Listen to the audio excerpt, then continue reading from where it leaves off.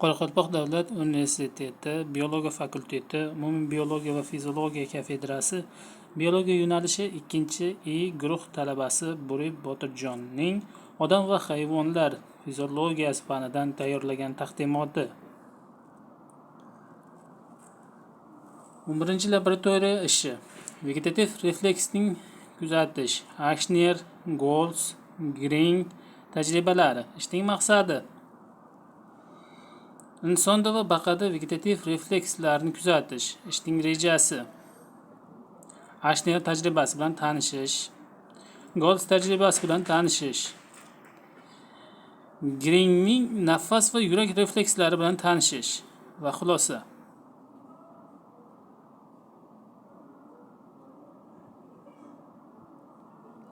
Kerakli jihozlarni to'plab olamiz. Sekundomer, pripravka anjomlari, profilni taxtacha, to'g'nog'ich, baqa kerak bo'ladi.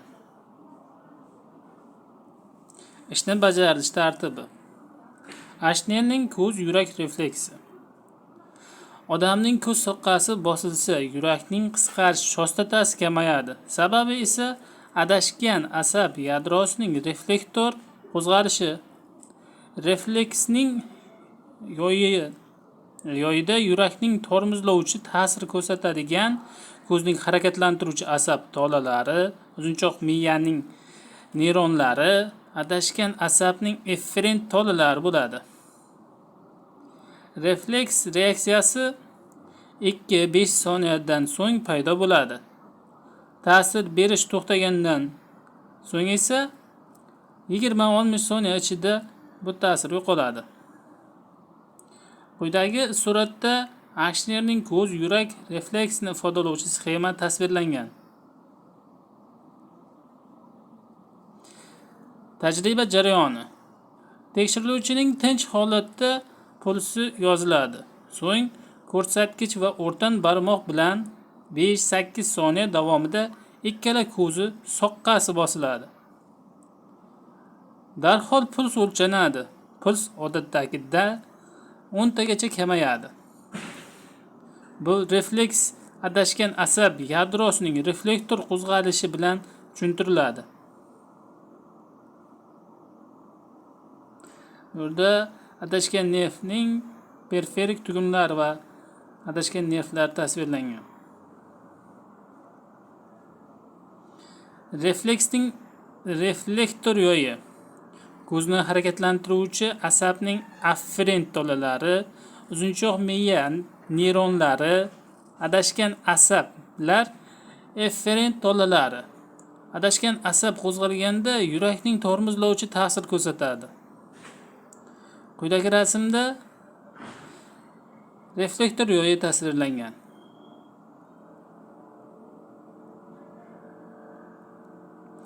Golds tajribasi bilan tanishamiz endi.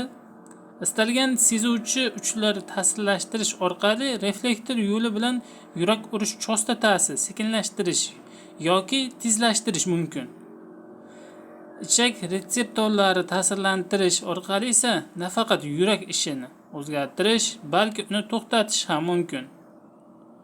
Odamlarda bunday holatlar qovurg'a bilan qorin sohasiga kuchli zarba berilganda kuzatiladi. Ya'ni mumkin kuzatilishi.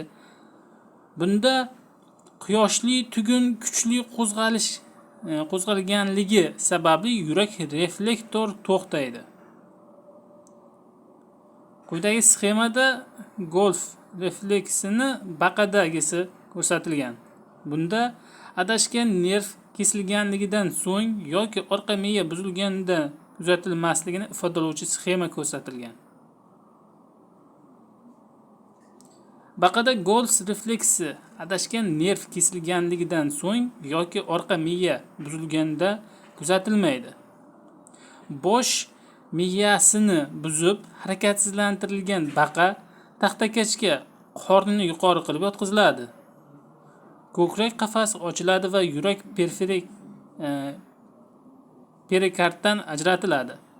Yurak urish tezligi aniqlanadi.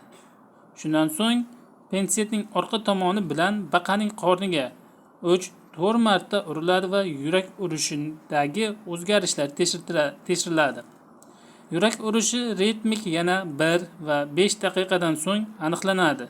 Tajribadagi reflektor yoyi adashgan asabning afferent va efferent tolalari hamda uzunchoq miya neyronlaridan iborat. Yurak urish tiklangandan so'ng orqa miya buzib, tajriba takrorlanadi. Bunda qoringa urish natijasida yurak urish ritmi sekinlashadi, ammo bunda akson refleks yuzaga keladi. Orqa miya va uzunchoq miyani buzib, tajriba yana takrorlanadi. Grenning nafas yurak refleksi. Ushbu refleks adashgan asab markazining tonusini aniqlash imkonini beradi.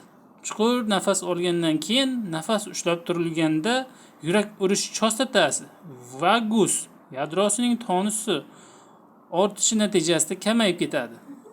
Bu holda yurak urishi normada daqiqasida 4-6 ta kamayadi. Pulsni daqiqasiga 8, 10 va undan ko'proqqa kamayadi.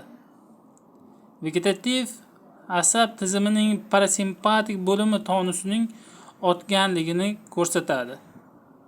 Daqiqasiga 4 ta urishga kamayganligi esa parasimpatik bo'lim tonusining pasayganligini bildiradi. O'tirilgan holda puls sanaladi. Chuqur nafas olinadi va nafas ushlab turiladi. Ana shu vaqtda puls sanaladi. Vazifa: Ashner va Golds reflektor yo'yini rasmini chizing va xulosa chiqaring. E'tiboringiz uchun rahmat.